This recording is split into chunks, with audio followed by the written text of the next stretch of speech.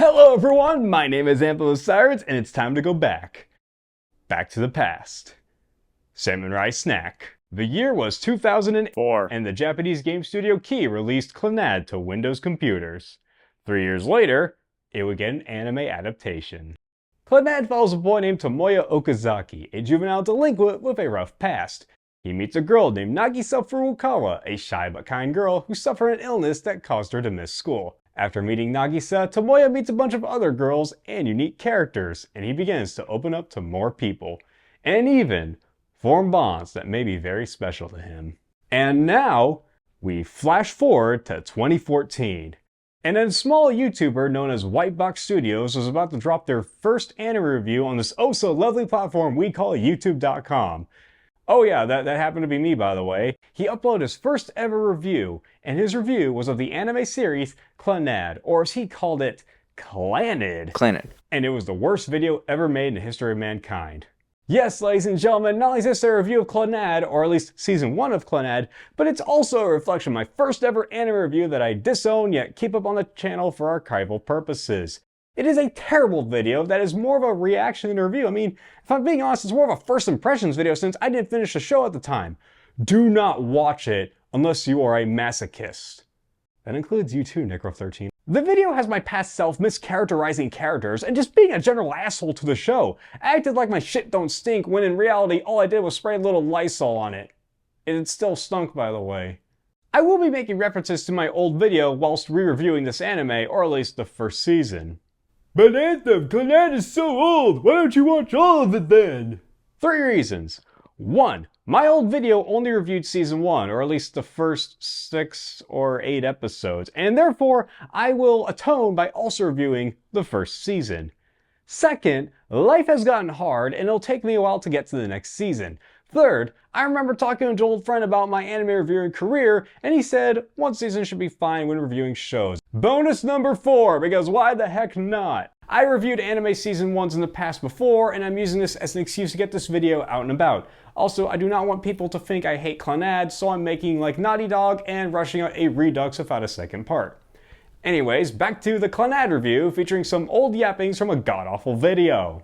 We will start by talking about the characters, starting with our first character, Tomoya Okazaki. Okazaki is a cynical, juvenile delinquent who I personally actually started to like in 2 episodes of my rewatch. Probably because at the end of the first episode, we see how his home life is very broken, and this in turn kind of makes the viewer sympathize with him. Okazaki doesn't really come across as a delinquent, or at least a stereotypical delinquent. You know, brash, angry, and loud, all tough and everything.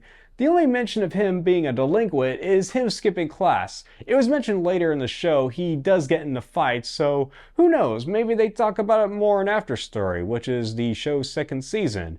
Though for some reason, I've heard people kind of treat that as like another series, but it's actually the 2nd season. I don't know where I heard people treating it like another series entirely. Overall, I found Okazaki to be a pretty well-rounded and mature character for a high school delinquent, and I enjoyed seeing him change throughout the show. The story really shines as you see Tomoya open up to Nagisa, which in turn causes him to show more of a positive side of him. Speaking of which, the main heroine is Nagisa Furukawa. See past me? That wasn't so hard to say, huh? See, you didn't have to look that up later. She is the main heroine and love interest. She is kind of an innocent girl who missed out on a lot in her school life due to her illness. She also lives a very eccentric family who I completely mischaracterized in my old review. Except for the joke about the mom being Phil Fish when it comes to criticism. That joke was a bit funny, at least I thought it was funny. But I digress. Nagisa and her family are a pretty interesting bunch. Nagisa's innocent kindness is the light for Okazaki's cynical outlook. The mom is trying to do her best for the family business, and the dad has actually become a favorite character of mine who I will now talk about. Akio Furukawa, Nagisa's dad, is the man of the house, and he often does everything he can to protect Nagisa and ensure the family business is up and running. I kinda hated him back then, but after learning more about him on my rewatch, I actually grew to like him and understand his plight. Heck, the end of the first season is a huge gut punch emotionally, and for what that is, I will not spoil. It's over a decade old, Anthem! Spoil away! No. Another character I want to talk about is Yuhei Tsunohara, who is just a cocky, arrogant little shit. I don't think old me liked this character very much. Nowadays, I just think he is, he's okay. His arrogance is still dumb, and he's just basically comedic relief for Tomoya to outshine him and show that he is kind of the better person. And it also explains why he is constantly beat up by Tomoyo Sakagami. Not Kyo, young Anthem! You got that wrong! Sunohara is beat up by Sakagami, not Kyo! The reason I think Yuhei is just okay is because I like how he serves as a contrast to Okazaki. Yuhei is arrogant, egotistical, and brash, whereas Okazaki is more quiet and cynical. And if I'm being honest, Yuhei kind of makes Okazaki look more stoic in comparison. Oh, would you look at the time? It's time to talk about the other girls. You have the previously mentioned Tomoyo Sakagami, not Tomoya, Tomoyo. Tomato! She starts off hating Okazaki and Yuhei and sees him as a huge annoyance, but she kind of grows a liking to Okazaki as a friend. Not so much Yuhei though, she still constantly kicks the absolute shit out of him. We also have Fuko Ibuki. What is so funny about Fuko Ibuki's name? It sounds absolutely nothing like f***. It's Fuk-oh, not f***oh! You f***.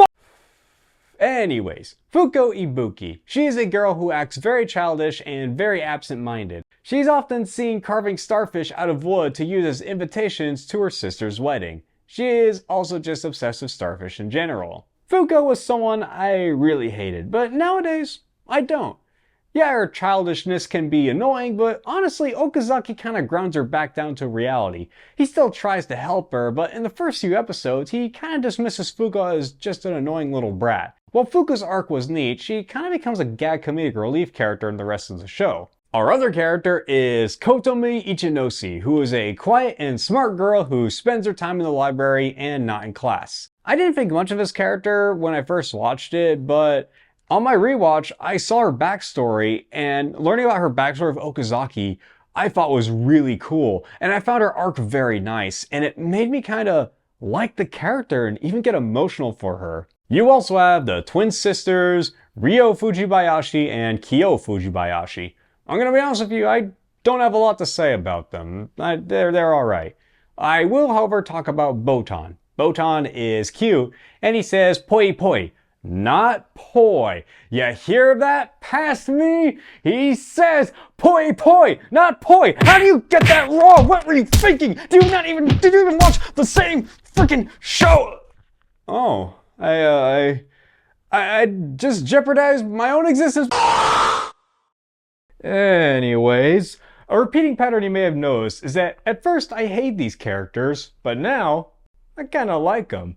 It's like once you get to know these characters and their stories, you kinda understand them. Not to say that understanding a character instantly makes them likable, makes you dismiss all their flaws, but as the show goes on, you learn about their backstories, and they become decent people to others. Each arc in the show focuses on a specific girl. You have Fuko for Sister's Wedding, Kotomi in her past with Okazaki, and Nagisa for Drama Club. It's also nice seeing Okazaki trying to help each girl out and become a better person than his delinquent self. Heck, even Okazaki's dad, I couldn't help but feel sympathy for.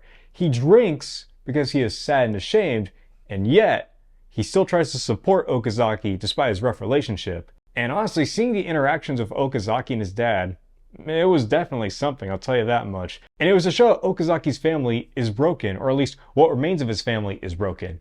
And you see the dad trying to help and reconnect with Okazaki as a means of trying to atone, but Okazaki rejects him. And I don't know if Okazaki forgives his dad in after story, but that is for me to find out.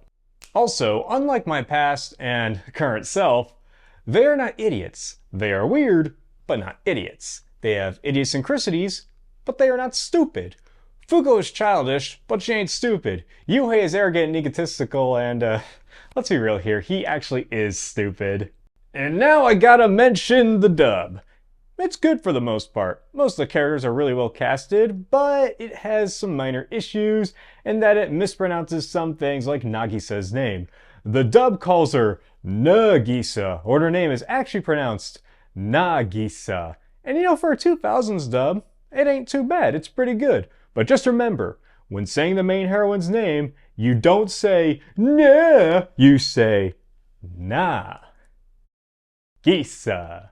Animation and art are really nice. It's very bright and it gives a very warm feeling, and from what I've seen when googling the visual novel screenshots, the anime is definitely very faithful to the character designs, but gives them thick outlines to stand out from backgrounds.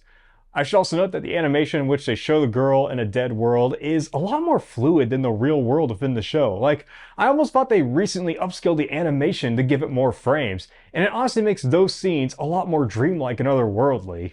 The soundtrack is really good as well, and apparently it's the same as the game soundtrack, which is awesome. And even though I've never read the visual novel, this had to be a delight for fans of the novel, knowing that the same soundtrack was used for the anime adaptation.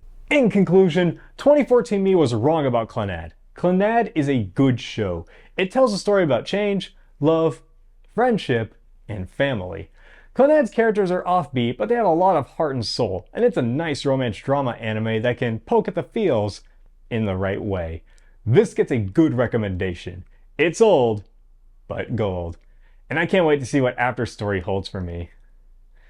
You know, seeing Tomoya open and change is kind of poetic in a way, and it makes me think about how I have grown and changed over the years, as I have new perspectives on life and wonder how far I've gone since then. And while we're talking about where I started, it might even be nice to revisit some shows I watched back in my early weeb days, and maybe even re-review them. I am not watching you again. I am definitely not watching you again. I have to be in a really good mood. Ladies and gentlemen, thank you so much for watching this video. If you enjoyed, give it a thumbs up, dislike it if you dislike it, comment down below what you thought of this video, what you thought of this anime, what you thought of my old review. On second thought, don't tell me because don't watch it, it's terrible. Or just want to leave a dumb meme in the comments, anything goes.